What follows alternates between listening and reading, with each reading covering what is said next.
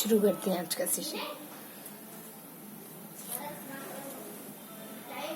आज हमेशा की तरह शुरुआत करेंगे मोटिवेशनल कोट या प्रेरक विचार के साथ। तो मैं आपको बता रही थी कि पहले ज़माने में मूल्यों की बहुत महत्ता थी, बहुत मायने रखते थे मूल्य। द्रौपदी का उदाहरण, गांधारी का,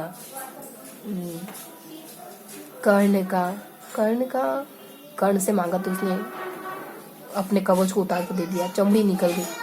गांधारी ने अपने पूरे जीवन भर की तपस्या अपने बेटे के लिए न्यौछावर कर दी कि मैं आंखें खोलूंगी तो तुम सामने खड़े रहना। द्रौपदी ने कहा कि मेरे बेटे मर गए सो मर गए, मैं नहीं चाहती किसी और के साथ ऐसा। कितने प्यारे लोग थे ना उस जमाने में। कोई भूखा है, खुद भूखे हैं, बाहर कोई मांगने आ गया दे देंगे। मतलब खुद वो थे ही नहीं, वो खुद तो थे ही नहीं। उनका होना इस बात से था कि वो दूसरों को क्या दे रहे हैं। इतने मतलब ऐसा कोई समय नहीं आता था जब वो इन सारी चीजों से दूर हो। हमेशा आप किसी भी परिस्थिति में उनसे कुछ कहो, हमेशा तत्पर, मतलब दूसरों के लिए समर्पित रहेंगे।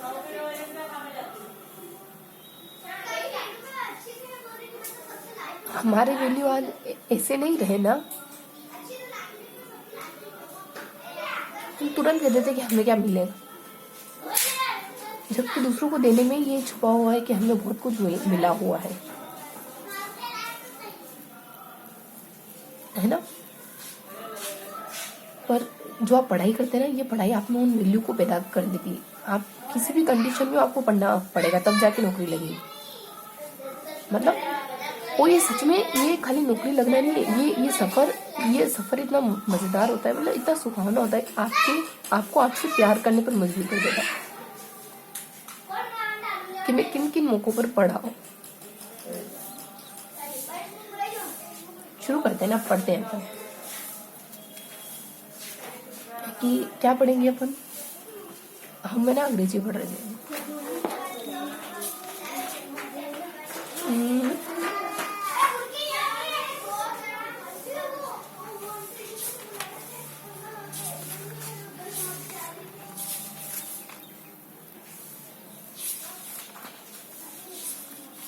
यहाँ से पढ़ेंगे अपन, है ना। तो लेट से शुरू होने वाले वाक्य कैसे बनते हैं? लेटस वाले वन से, ये तो प्रैक्टिस है, पढ़ने से ही आएगा। तो पढ़ना शुरू करते हैं। लेट रवि डू इट, चलो रवि ये करो, है ना। तो let it be done by Ravi. ऐसे बी मतलब क्या जुड़ेगा?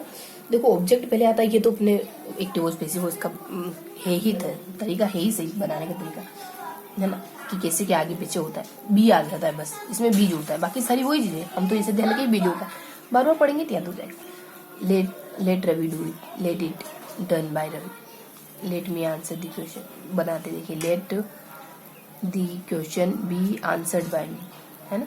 Then let her do it, तो let it be done by her. Then let her purchase all sari. Then let the sari purchase हो जाएगा, बी हो जाएगा बाय हर। लेट बी ऐसे बन जाएंगे। तो लेट अस वाले वाक्य लेट्स प्ले, यानी चलो हम खेलते हैं, या फिर चलो खेलते। तो इसमें it is suggested that should, इसमें ना शुड जुड़ जाता है। शुड कैसे जुड़ेगा? It is suggested that we should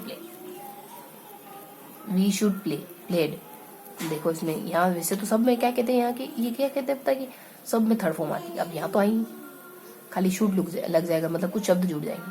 हो गया कि ये तो हो गया कि लेट्स प्ले में ये सजेस्ट करा जाता है कि हमें खेलना चाहिए। ऐसे ही हो जाएगा let's help me, let's play much, let's us complete the work. ऐसे ही बन जाएंगे सारे के सारे कि let it is suggested that we should complete the work, the work should be, नहीं ये फिर यार ये तो ऐसे कैसे, the work should be completed. अच्छा यहाँ पे इट इज सजेस्टेड, मतलब ऐसे भी बन जाते हैं, नॉर्मली जो बनते हैं ना वैसे बन जाते हैं, और सजेस्टेड से बन जाते हैं। देखो हमको लगा था कि ये बता रहे तो बिल्कुल ऐसे फॉर्मेट से बनेंगे। देखिए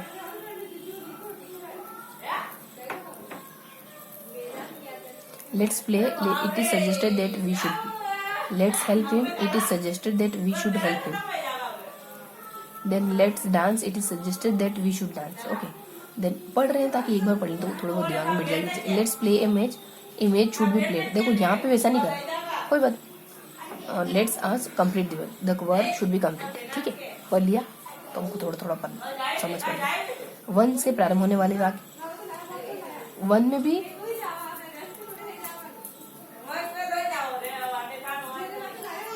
वन से मतलब यूं कि वन मतलब कोई व्यक्ति ये काम करता है, तो ये खाली नहीं बता दिया इन्होंने बार बार. यहाँ बताने की जरूरत भी नहीं थी कि कोई ये काम करता है. तो one should keep once promise, मतलब प्रोमिस नहीं तोड़ना चाहिए किसी का प्रोमिस, ऐसा है ना. तो कुछ भी नहीं, सब वो की वही है. वन बस बाय लगा के नहीं लिखते तो इन्होंने लिखा नहीं, बाकी तो फॉर्मेट तो वही रहेगा जो ये फॉर्मेट बनाने का शूट के साथ. बस तो ये ठीक हमने पढ़ लिया, समझेंगे. वन शुड नॉट वेस्ट, तो time should not be waste, है ना. तो अब यहाँ आते हैं वो वही है. Done duty, in duty should be done, promise should not be broken. पढ़ेंगे ना तो कुछ कुछ पल्ले पड़ेगा, मतलब कुछ हमें, मतलब कुछ कुछ शब्दों को सही इस्तेमाल करना चाहिए, कुछ कुछ समझ आए. मतलब ये वाक्य कभी बोलेंगे अंग्रेजी में, कभी सामने आए, कभी ऑप्शन में आए, है ना. Promise should not be broken, parent should be respected. अब इन्फिनेट,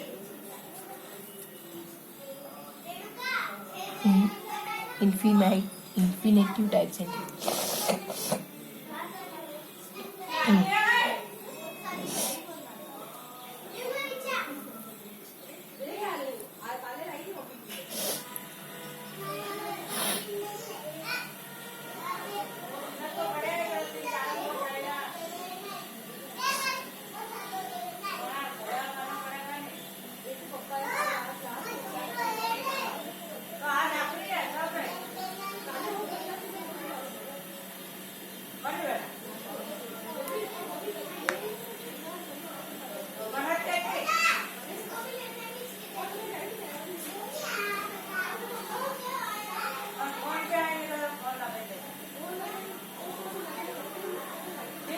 देखो जैसे वो वन वाले थे ना, सेम ऐसे ही ये वाले भी है, नो वन वाले. मतलब पीछे कुछ लगाने की जरूरत नहीं बाहर करके, बाकी जैसे बनते वैसे ही बनते. बाकी सब तो वैसे ही है. कैन आंसर, कैन रिपेयर, ये पढ़ लेते. सच मतलब रीड कर लेते ताकि मतलब ये वाक्य कभी जिंदगी में आए सामने, कभी मतलब उनको थोड़ा सा मतलब अंग्रेजी के थोड़ा सा करीब जाएंगे. तो nobody can answer such question can not be answer. Nobody can repair this broken veg can not be. No one has answered my question. My question has not been answered. No one can believe habitual lie. Habitual lie can believe. पढ़ लिया? Then no.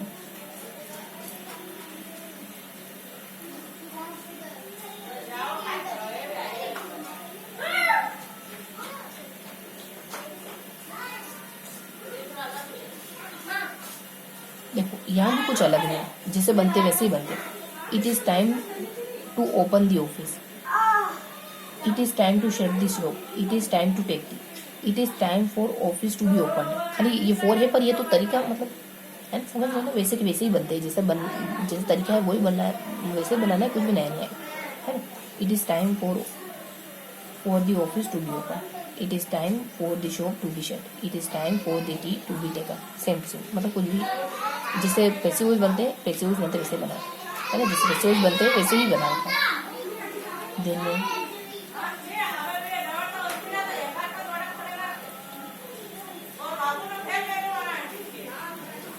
आपको समझ आ रहा है ना. Simple से चीजें हैं तो अपन उतना ही टाइम लेंगे, है ना.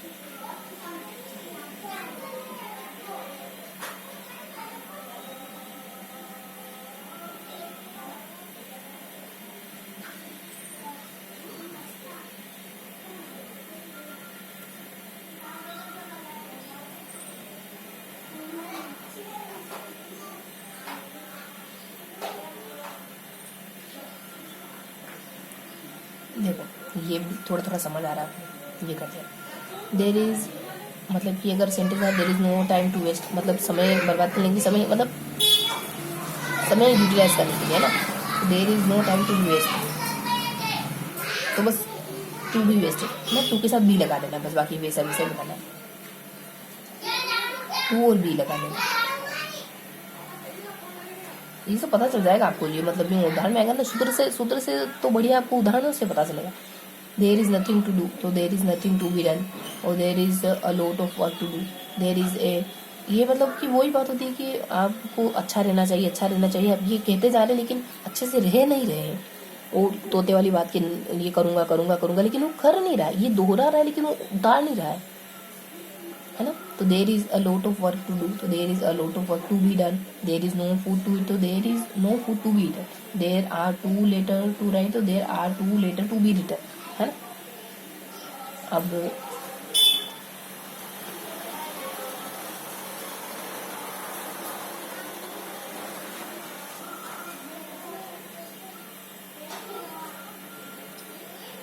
देखो इसमें भी कुछ भी नहीं, क्योंकि ये हेजे वाले हैं, तो हेजे वाले उसके जस्ट अगले में हेजे वाले कैसे बनते हैं।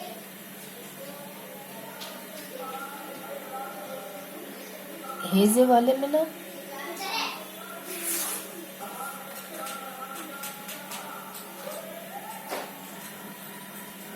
बिन बिन लगता है।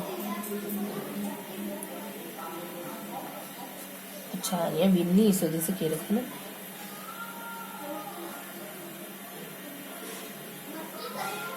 अच्छा हैव टू वाले वो नहीं कि आपको ये काम करना पड़ेगा, ये है वो नहीं है जो टेंस का है, वो दूसरा वाला, ये दूसरा वाला है कि आपको ये काम करना पड़ेगा वो वाला, क्या फिर करना है, I have to finish this work, है ना। तो ये कैसे बनेगा, वो होता ना टेंस वाला, तो यूँ बनता है कि I have to finished this work, मैं काम खत्म कर चुका, लेकिन यहाँ काम करना होगा। ये आपको पता नहीं, मैं थोड़ा सा बता रही हूँ खाली, है सुनो, मतलब थोड़ा सा आपको सुनना है खाली। अब देखो ये कैसे बनेगा, आई हैव टू का मतलब होता है कि मुझे करना होगा, I have to finish this work, मुझे काम पूरा करना होगा। ये इस तरह के वाक्य कैसे बनेंगे, this work has to be finished, कुछ नहीं, आप भी टू बी लगा दें। जो टेंस के अलावा ना वो सरल सरल से टू बी, कभी शूट ने, कभी कुछ वाक्य जोड़ के ऐसे ऐसे कंप्लीट कर देते हैं।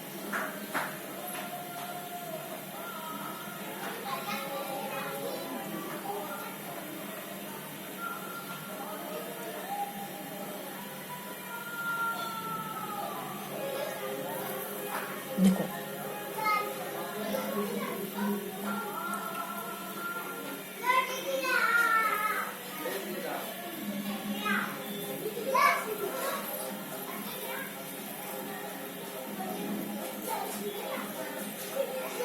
यहाँ पे भी टू वगैरह लगा रहे हैं, देखो उनको पढ़ते कुछ तो समझ आएगा आप लोगों को।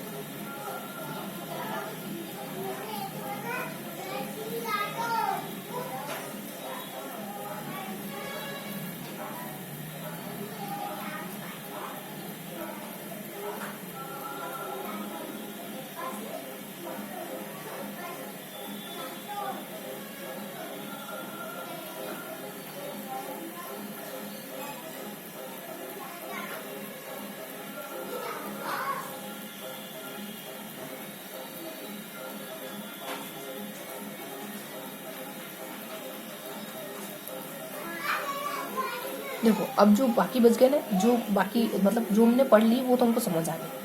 अब इसके अलावा जो थोड़े थोड़े हमको समझने की जरूरत है इसे।